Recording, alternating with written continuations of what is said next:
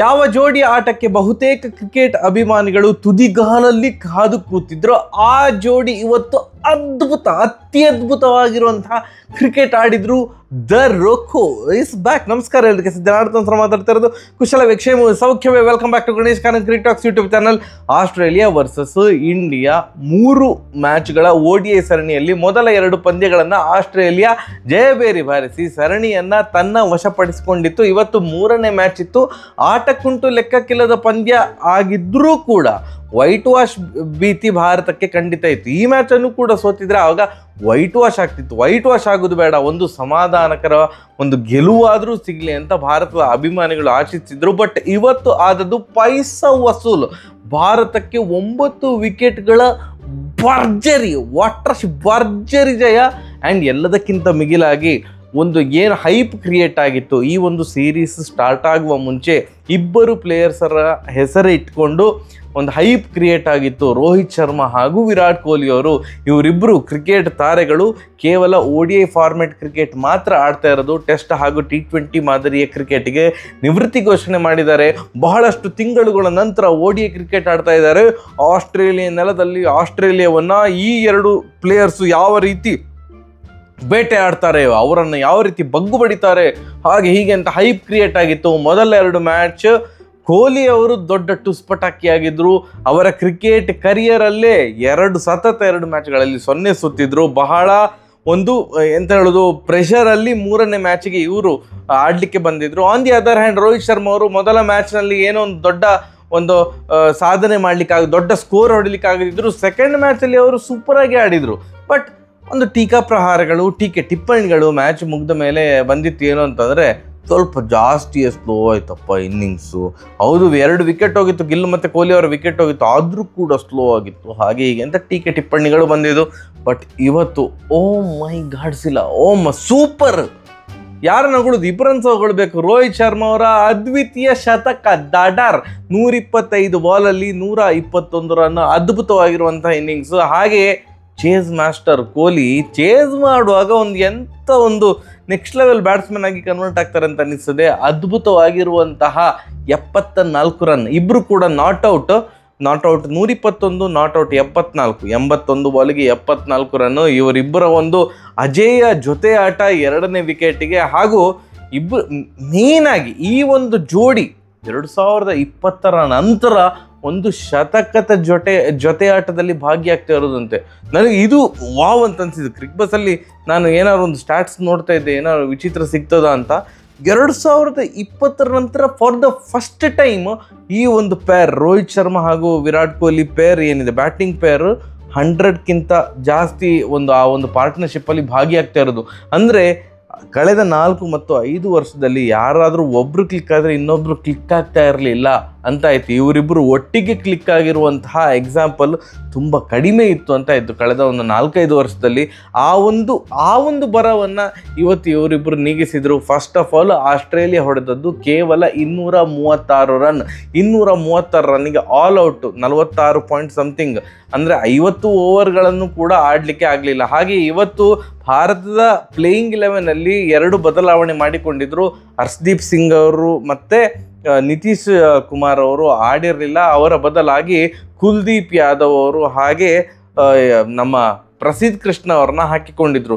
So proper 6 bowling option, 3 fast bowlers ಮತ್ತು 3 ಸ್ಪಿನ್ನರ್ಸನ್ನು ಇಟ್ಕೊಂಡು ಭಾರತ ಬಂದಿದ್ರು. ಅಫ್ಕೋರ್ಸ್ ಬ್ಯಾಟಿಂಗ್ ಅಂತ ನೋಡಿದಾಗ ನಿತೀಶ್ ಕುಮಾರ್ ಹೋಗಿದ್ರಿಂದಾಗಿ ಬ್ಯಾಟಿಂಗ್ ಒಂಚೂರು ಬಲ ಕಳೆದುಕೊಂಡಿದ್ದಂತೂ ಹೌದು.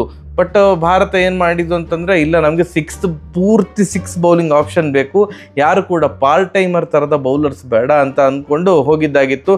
ಮತ್ತೆ ಪುನಃ ಹರ್ಷಿತ್ ರಾಣಾ ಅವರು ಬಹಳ ಒಂದು ಪ್ರೆಷರಲ್ಲಿ ಈ ಮ್ಯಾಚಿಗೆ ಬಂದಿದೆ. ಯಾಕಂತಂದರೆ 3ನೇ ಮ್ಯಾಚಿಗೆ ಕೂಡ ಅವರನ್ನು ಆಡಿಸುವಾಗ, ಹರ್ಷದೀಪ್ ಸಿಂಗ್ ಅವರನ್ನು ಕೂರಿಸುವಾಗ ಇದೆಂತ ಮಾರೆ, ಈ ಒಂದು ರನ್ ಮೆಷಿನ್ ಹರ್ಷಿತ್ ರಾಣಾ ಅವ್ರಿಗೆ ಯಾಕೆ ಇಷ್ಟೆಲ್ಲ ಚಾನ್ಸ್ ಕೊಡ್ತಿರೋದು ಹಾಗೆ ಹೀಗೆ ಅಂತ. ಬಟ್ ಇವತ್ತು ಜಾಸ್ತಿ ವಿಕೆಟ್ ತೆಗೆದದ್ದು ಯಾರು? ಹರ್ಷಿತ್ ರಾಣಾ. 4 ವಿಕೆಟ್ ತೆಗೆದ್ರು. ಆ ಪ್ರೆಷರಲ್ಲಿ ಆ ಥರ ಪರ್ಫಾರ್ಮ್ ಮಾಡಿದ್ದು. ವಿಕೆಟ್ ಹೇಗೆ ಸಿಕ್ಕಿತ್ತು ಅದೆಲ್ಲ ಬೇಡ, ಬಟ್ 4 ವಿಕೆಟ್ ತೆಗೆದ್ರಲ್ಲ. ಇವತ್ತು ಬೌಲಿಂಗ್ ಹಾಕಿದಂತಹ 6 ಬೌಲರ್ಗಳು ಕೂಡ ಅಟ್ಲೀಸ್ಟ್ 1 ವಿಕೆಟನ್ನು ಕಬಳಿಸಿದ್ರು. ಸಿರಾಜ್ ಆಗಿರ್ಬೋದು, ಸಿರಾಜಿಗೆ 1 ವಿಕೆಟ್, ಪ್ರಸಿದ್ಧ ಕೃಷ್ಣ ಅವರಿಗೆ 1, ಹರ್ಷಿತ್ ರಾಣಾಗೆ 4, ವಾಷಿಂಗ್ಟನ್ ಸುಂದರ್ ಅವರಿಗೆ 2, ಅಕ್ಷರ್ ಪಟೇಲಿಗೆ 1, ಕುಲ್ದೀಪ್ ಯಾದವ್ ಅವರಿಗೆ 1. ಕುಲ್ದೀಪ್ ಯಾದವ್ ಅವರಿಗೆ ಪ್ಲೇಯಿಂಗ್ 11ನಲ್ಲಿ ಚಾನ್ಸ್ ಸಿಕ್ಕಿದ್ದು ಬಹಳ ಖುಷಿಯ ವಿಚಾರ. ಇವತ್ತು ಆಸ್ಟ್ರೇಲಿಯಾದ ಬ್ಯಾಟಿಂಗಲ್ಲಿ ರೆನ್ಶಾ ಬಿಟ್ಟರೆ ಮತ್ತು ಯಾರು ಕೂಡ ಅರ್ಧಶತಕ ಕೂಡ ಹೊಡಿಲಿಕ್ಕಾಗಲಿಲ್ಲ. ರೆಗ್ಯುಲರ್ ಇಂಟರ್ವಲಲ್ಲಿ ವಿಕೆಟ್ ಹೋಗ್ತವೇ ಹೋಯಿತು. ನನಗೆ ಈ ಒಂದು ಸಡನ್ ಮಾತಾಡೋಕೆ ನೆನಪಾದದ್ದು, ಗಿಲ್ ಅವರು ಇವತ್ತು ಒಂಥರ ಅನ್ಯೂಶುವಲ್ ಫೀಲ್ಡ್ ಸೆಟಪ್ ಇತ್ತು. ಫೀಲ್ಡ್ ಸೆಟಪ್ ನಾರ್ಮಲ್ಲೇ, ಬಟ್ ಯಾವ್ಯಾವ ಪ್ಲೇಯರ್ಸನ್ನು ಯಾವ್ಯಾವ ಪೊಸಿಷನಲ್ಲಿ ನಿಲ್ಲಿಸ್ತಾರಲ್ಲ, ಅದು ಸ್ವಲ್ಪ ನನಗೆ ಅನ್ಯೂಶುವಲ್ ಅಂತ ಅನಿಸಿದಂತೂ ಹೌದು. ಒಂದು ಪಾಯಿಂಟ್ ರೀಜನಲ್ಲಿ ಹೆಡ್ ಅವ್ರದ್ದು ಕ್ಯಾಚ್ ಹಿಡಿದದ್ದು ಪ್ರಸಿದ್ಧ ಕೃಷ್ಣ. ಪಾಯಿಂಟ್ ರೀಜನಲ್ಲಿ ಇದು ಯಾವಾಗ ಬೌಲರ್ಸನ್ನು ನಿಲ್ಲಿಸಲಿಕ್ಕೆ ಸ್ಟಾರ್ಟ್ ಮಾಡಿದ್ರು ಗೊತ್ತಿಲ್ಲ. 2ನೇ ಮ್ಯಾಚಲ್ಲಿ ಪಾಯಿಂಟ್ ರೀಜನಲ್ಲಿ ಸಿರಾಜ್ ಅಣ್ಣ ನಿಂತಿದ್ದ, ಇವತ್ತು ಪ್ರಸಿದ್ಧ ಕೃಷ್ಣ ಪಾಯಿಂಟ್ ರೀಜನಲ್ಲಿ ಇದ್ದರು. ಒಂದು ಕಾಲದಲ್ಲಿ ಗಲ್ಲಿ ಮತ್ತು ಪಾಯಿಂಟ್ ರೀಜನ್ ಎಲ್ಲ ಮೊಹಮ್ಮದ್ ಕೈಫ್, ಸುರೇಶ್ ರೈನಾ ಅವ್ರು ನಿಲ್ತಾಯಿದ್ರು, ಯುವರಾಜ್ ಸಿಂಗ್ ಅವ್ರು ನಿಲ್ತಾಯಿದ್ರು. ಯಾವಾಗ ಬೌಲರ್ಸನ್ನು ಫಾಸ್ಟ್ ಬೌಲರ್ಸ್ ಅಥವಾ ಫೀಲ್ಡಿಂಗ್ ಓಕೆ ಇರೋರನ್ನ ಪಾಯಿಂಟ್ ರೀಜನಲ್ಲಿ ಯಾವ ನಿಲ್ಲಿಸ್ಲಿಕ್ಕೆ ಸ್ಟಾರ್ಟ್ ಮಾಡಿದ್ರು ಗೊತ್ತಿಲ್ಲ. ಬಟ್ ಎನಿವೇಸ್ ಈ ರಿಲೇಟಿವ್ಲಿ ಈಸಿ ಕ್ಯಾಚ್ ಇತ್ತು. ಮತ್ತು ನಾವು ಕೊಹ್ಲಿ ಅವರನ್ನು ನಾನು ಸ್ಕ್ವೇರ್ ಲೆಗಲ್ಲಿ ನೋಡೇ ಇರಲಿಲ್ಲ. ODI ಕ್ರಿಕೆಟಲ್ಲಿ ಕೊಹ್ಲಿ ಅವರು ಸ್ಕ್ವೇರ್ ಲೆಗ್ ರೀಜನ್ನಲ್ಲಿ ನಾನು ನಿಂತದ್ದು ನೋಡೇ ಇರಲಿಲ್ಲ. ಇವತ್ತು ಅಲ್ಲಿ ನಿಲ್ಲಿಸಿದ್ರು. ಆ್ಯಂಡ್ ಮ್ಯಾಥ್ಯೂ ಶಾರ್ಟ್ ಅವರದ್ದು ಕ್ಯಾಚ್ ಕ್ರೇಜಿಯಾಗಿ ಹಿಡಿದ್ರು. ಕೊಹ್ಲಿ ಅವರು ಹಿಡಿದಂಥ ಕ್ಯಾಚ್ ಇದೆಯಲ್ಲ ಸ್ಕ್ವೇರ್ ಲೆಗಲ್ಲಿ ಸೂಪರ್. ಅಂದರೆ ಅವರಿಗೆ ಅದು ಅನ್ಯೂಶುವಲ್ ಫೀಲ್ಡ್ ಸೆಟಪ್ ಆಗಿರ್ಬೋದು, ಅದು ಫೀಲ್ಡಿಂಗ್ ಪೊಸಿಷನ್ ಆಗಿರ್ಬೋದು, ಬಟ್ ಒಳ್ಳೆ ಜಾಬ್ ನಿಭಾಯಿಸಿದ್ರು. ಆ್ಯಂಡ್ ರೋಹಿತ್ ಶರ್ಮಾ ಅವರು ಒಂದು ಸ್ಲಿಪ್ಪಲ್ಲಿ ಒಂದು ಚಂದದ ಕ್ಯಾಚ್ ಹಿಡಿದ್ರು. ಶ್ರೇಯಸ್ ಅಯ್ಯರ್ ಅವರು ಕ್ಯಾಚ್ ಹಿಡಿದದ್ದು ಪಾಯಿಂಟ್ ರೀಜನ್ನಿಂದ, ಬ್ಯಾಕ್ವರ್ಡ್ ಪಾಯಿಂಟ್ ರೀಜನ್ನಿಂದ ಓಡ್ಕೊಂಡು ಹೋಗಿ ಅಲೆಕ್ಸ್ ಕೇರಿದ್ದು ಕ್ಯಾಚ್ ಸಿಕ್ಕಾಪಟ್ಟೆ. ಇವತ್ತು ಫೀಲ್ಡಿಂಗ್ ಕ್ಯಾಚಿಂಗ್ ಅಂತ ಬಂದರೆ ಭಾರತದ ಒಂದು ಫೀಲ್ಡಿಂಗ್ ಆಗಿರ್ಬೋದು, ಬೌಲಿಂಗ್ ಕೂಡ ಆಗಿರ್ಬೋದು. ಆಸ್ಟ್ರೇಲಿಯಾವನ್ನು 236ಕ್ಕೆ ಆಲ್ಔಟ್ ಮಾಡಿದಂಥ ರೀತಿ ಸೂಪರ್ ಆಗಿತ್ತು. ರೆಗ್ಯುಲರ್ ಆಗಿ ವಿಕೆಟ್ ಹೋಗ್ತವೇ ಹೋಯಿತು. ಚೇಸಿಂಗಲ್ಲಿ ನಮ್ಮ ಈಗಿನ ನೂತನ ಕಪ್ತಾನ, ODI ಕಪ್ತಾನ ಗಿಲ್ 24 ಬಾಲಿಗೆ 26 ರನ್ ದಡ್ಡ ಬಡ್ಡ ಅಂತ ಹೊಡೆದ್ರು. 2 4 1 6 ಎಲ್ಲ ಹೊಡೆದ್ರು. ಬಟ್ ಮೇಜರ್ ಹೈಲೈಟ್ ಇದ್ದದ್ದು ಏನು, ರೋಹಿತ್ ಶರ್ಮಾ ಹಾಗೂ ವಿರಾಟ್ ಕೊಹ್ಲಿ ಅವರ ಆ ಒಂದು ಪಾರ್ಟ್ನರ್ಶಿಪ್. ವಿರಾಟ್ ಕೊಹ್ಲಿ ಅವರು 2 ಮ್ಯಾಚಲ್ಲಿ 2-0 ಹೊಡೆದು ಬಂದದ್ರಿಂದಾಗಿ ಈ ಮ್ಯಾಚಲ್ಲಿ ಫಸ್ಟ್ ಬಾಲಿಗೆ ಸಿಂಗಲ್ ತೆಗೆದ ಕೂಡಲೇ ಹೀಗೆ ಮಾಡಿದ್ರು. ಅಂದರೆ ಒಂದು ಫನ್ನಿಯಾಗಿ ಅದನ್ನು ಒಂದು ಸ್ಪೋರ್ಟಿವ್ ಆಗಿ ತೊಗೊಂಡಿದ್ದಾರೆ ಅಂತ ಕಾಣ್ತದೆ. ಎಸ್ ಮಾರ, ನಾನು 1 ರನ್ ನೋಡಿದೆ, ಕಮಾನ್ ಅಂತ ಏನೋ ಒಂದು ಹೀಗೆಲ್ಲ ಮಾಡಿದರು. ಬಟ್ ಅದಾದಮೇಲಿಂದ ಒಳ್ಳೆ ಝೋನಲ್ಲಿದ್ದರು ಇಬ್ಬರಿದು ಕೂಡ ಆಲ್ಮೋಸ್ಟ್ ಫ್ಲಾಲೆಸ್ ಇನ್ನಿಂಗ್ಸ್ ಅಂತಲೇ ಹೇಳ್ಬೋದು. ಸೊ ಈ ಸರಣಿ ಮುಗಿದ ಮೇಲೆ ರೋಹಿತ್ ಶರ್ಮಾ ಅವರಿಗೆ man of the series award ಸಿಕ್ಕಿತ್ತು. Player of the series award. Man of the match ಕೂಡ ಅವರೇ, ಮ್ಯಾನ್ ಆಫ್ ದ ಸೀರೀಸ್ ಕೂಡ ಅವರೇ. 3 ಮ್ಯಾಚ್ಗಳಲ್ಲಿ 200ರ ಗಡಿ ದಾಟಿದ್ದಾರೆ. 200ಕ್ಕಿಂತ ಜಾಸ್ತಿ ರನ್ ಹೊಡೆದಿದ್ದಾರೆ ರೋಹಿತ್ ಶರ್ಮಾ. 202 ಅಂತ ಅಂದ್ಕೊಳ್ತೇನೆ. 3 ಮ್ಯಾಚ್ಗಳಿಂದ ಅವರು ಹೊಡೆದಿರುವಂತಹ ರನ್ 202. ಆ್ಯಂಡ್ ಅವರ ಹತ್ರ ಕೂಡ ಯಾರೂ ಇಲ್ಲ. ಸೆಕೆಂಡ್ ಪ್ಲೇಸಲ್ಲಿ ಯಾರಂತ ಗೊತ್ತಿಲ್ಲ, ಮ್ಯಾಥ್ಯೂ ಶಾರ್ಟ ಯಾರೋ ಇರೋದಂತ ಕಾಣ್ತದೆ. 112 ರನ್. ಎಲ್ಲಿ 112, ಎಲ್ಲಿ 202. ಸೂಪರ್. ಇದನ್ನೇ ಬಯಸ್ತಿದ್ದದಾಗಿತ್ತು ಕ್ರಿಕೆಟ್ ಅಭಿಮಾನಿಗಳು. ಆ್ಯಂಡ್ ರೋಹಿತ್ ಶರ್ಮಾ ಅವರು ಒಂದು ಮೆಸೇಜ್ ಕೊಟ್ಟಿದ್ದಾರೆ, ನಾನೊಂದು ಫಿಟ್ ಆಗಿದ್ದೇನೆ, ಮ್ಯಾನ್ ಆಫ್ ಸೀರೀಸ್ ತಗೊಂಡಿದ್ದೇನೆ. ಆ್ಯಂಡ್ ಇಂಡಿಯಾ ಪಾಲಿಗೆ he is the oldest player to receive ODI ಸೀರೀಸಲ್ಲಿ man of the series win ಆಗಿರುವ ಓಲ್ಡೆಸ್ಟ್ ಪ್ಲೇಯರ್. ಸೊ ಅವರು 3 ಮ್ಯಾಚ್ ಆಡಿದ್ದೇನೆ, 2 ಮ್ಯಾಚಲ್ಲಿ ಸೂಪರಾಗಿ ಪರ್ಫಾರ್ಮ್ ಮಾಡಿದ್ದಾನೆ. ಇನ್ಮೇಲೆ ಇವರು ಪ್ಲೇಯಿಂಗ್ 11ನಲ್ಲಿ ಇರಬಾರ್ದು, ರಿಟೈರ್ಮೆಂಟ್ ಘೋಷಣೆ ಮಾಡಬೇಕಂತ ಯಾರಾದರೂ ಕೇಳಿದರೆ ತೆಗೆದು ಬಡಿತೇನೆ ಅನ್ನುವಂಥ ಒಂದು ಇಂಡೈರೆಕ್ಟ್ ಮೆಸೇಜ್ ಪಾಸ್ ಮಾಡಿದ್ದಾರೆ.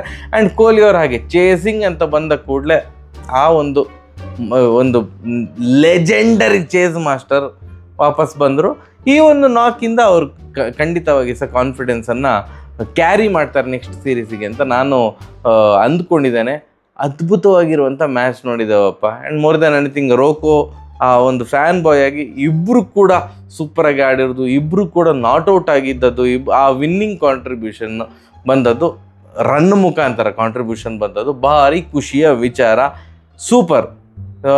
ಆ್ಯಂಡ್ ವನಿತೆಯರಿದು ಆಲ್ರೆಡಿ ಈಗ ಗೊತ್ತಾಗಿದೆ, ಆಸ್ಟ್ರೇಲಿಯಾ ಟೇಬಲ್ ಟಾಪರ್ ಆಗಿದ್ದಾರೆ. ನಾವು ನಂಬರ್ 4 ಇರ್ತೇವೆ. ಭಾರತದ ವನಿತೆಯರು semifinal Australia women versus India women. Australia ಅವ್ರು ಯಾವುದೋ ಬೇರೆ ಲೆವೆಲ್ ಕ್ರಿಕೆಟ್ ಆಡ್ತಿದ್ದಾರೆ ಮಾರೆ. ಸೌತ್ ಆಫ್ರಿಕಾವನ್ನು ಇವತ್ತು ಬಡ್ದಿದ್ದಾರೆ. ಆಸ್ಟ್ರೇಲಿಯಾ ಅದ್ಭುತವಾಗಿರೋಂಥ ಕ್ರಿಕೆಟ್ ಆಡ್ತಿದ್ದಾರೆ.